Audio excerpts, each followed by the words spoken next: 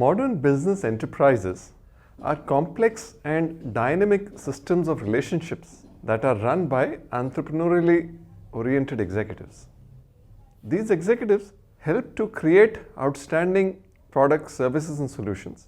Leverage these in order to create superior end value for the customer, and most importantly, do all this in a manner that adequately satisfies the concerns of the numerous stakeholders of the enterprise, its employees, customers, suppliers, the community, the government, and so forth. In the present age of social media, stakeholders have a huge voice, and of course, they have very diverse needs as well as perspectives.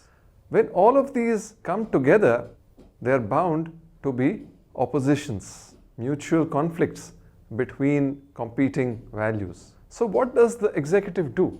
Instead of selecting one over the other, in any case the executive does not have a choice because the aggrieved party will raise his or her voice. So the executive finds a way to creatively reconcile all of these perspectives into a win-win solution. To illustrate, there is a fable from the Upanishads about a blind man and a lame man. There was a forest fire. Among all the beings wanting to escape, there was a blind person and another person who was lame. Because of their handicaps, they were obviously not effective in escaping. That is when they decided to come together and find a solution, which they did. The blind man asked the lame person to sit on his shoulders so that the lame person could provide the navigation while the blind one could actually provide the locomotion that helped both of them to find a way out of their dangerous situation. Now that is the phenomena of synergy. The synergistic approach emphasizes the creative resolution of all competing priorities such that no value is compromised, lost, or given up. This happens because the dichotomous relationship between the variables is transformed by way of a change in perspective into a harmonious or an integrated one.